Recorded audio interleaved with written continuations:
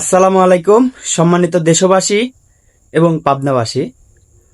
আপনারা হয়তো সবাই এতক্ষণে অবগত হয়ে গেছেন, দুই একদিন পর পরই বাংলাদেশে জঘন্যতম ঘটনার সাক্ষী হই আমরা। এটা আরো ভবিষ্যতে আরো বেশি হয়তো বা হতে পারে।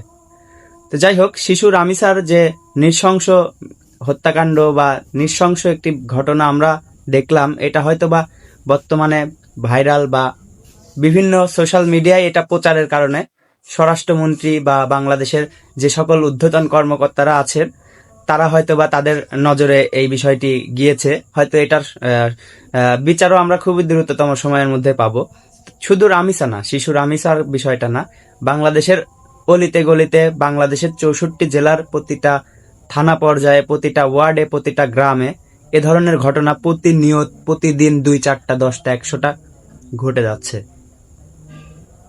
এর আগেও অনেক ভিডিও বানিয়েছি, আপনারা দেখেছেন। এর আগেও অনেকগুলো ভিডিও কিন্তু এই টপিক নিয়ে আমি বানাইছি। এগুলো কখনোই কমবে না যদি আইন কঠোর হয়। এক কথা আবারও বলছি, আইন যদি কঠোর না হয় কখনোই এগুলা কমবে না। যত মন্ত্রী মিনিস্টার যারা বর্তমানে নিউজ করতেছে, ব্রিফিং করতেছে যারা, আপনারা দেখেছেন প্রত্যেকটা ভিডিওতেই কিন্তু তারা আইন তৎপর আছে বা প্রশাসন ব্যবস্থা নিচ্ছে, এগুলোই কিন্তু বলে আসতেছে।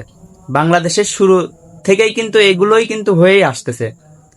প্রশাসন যখনই একটা দুর্ঘটনা ঘটে তখন কিন্তু প্রশাসন তৎপর হয়, বা যে অন্যায়কারী, যে ধর্ষণকারী, সে যদি প্রভাবশালী হয় অনেক সময় সে বেঁচেও যায় টাকার মাধ্যমে।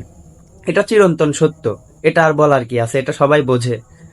তো যাই হোক, এখন যে মেন বিষয়টি বলবো, আপনারা কেউই, সবার উদ্দেশ্যে বলছি, আপনারা কেউই আপনাদের সন্তানকে নিজের মা বাবা ব্যতীত, চাচা চাচি, খালা খালু, ফুপা ফুপু, নানি বা সে যেই হোক, নিজের মা বাবা ব্যতীত অন্য কারোর সাথে কখনোই আপনার সন্তানকে বাইরে কোথাও যেতে দিবেন না। এবং ও যাদের সাথে মিশে তাদেরকে অবশ্যই সবসময় আপনি ফলো রাখবেন। এবং এখন বর্তমান প্রেক্ষাপট এটা, কখনোই আপনারা হয়তোবা এখন শিশু রামিসাকে নিয়ে বিভিন্ন টিভি চ্যানেল, বিভিন্ন জায়গা অনেকেই মানববন্ধন করতেছেন, বা অলরেডি তোলপাড় হয়ে যাচ্ছে পুরো দেশ। বাংলাদেশের অবস্থা কিন্তু বর্তমানে পুরো তোলপাড়। তো যাই হোক, এটা ভাইরাল হয়েছে জন্য এই অবস্থা। যেগুলো ভাইরাল হয় না, যেগুলো সমাজের চোখে পড়ে না, এগুলো তো ধামাচাপাই হয়ে যায়। আর যদি ধর্ষণকারী বা যে অন্যায়কারী, যে যদি সে প্রভাবশালী কোনো রাজনৈতিক দলের সাথে জড়িত থাকে, তাহলে তো সে অনায়াসে বুক ফুলিয়ে ঘুরে ঘুরে বেড়ায়। এটাই বাস্তব।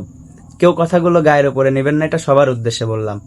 যাই হোক, সবাই ভালো থাকবেন এবং নিজের খেয়াল রাখবেন এবং নিজের সন্তানেরকে 24 ঘন্টা মনিটরিং করবেন। আসসালামু আলাইকুম।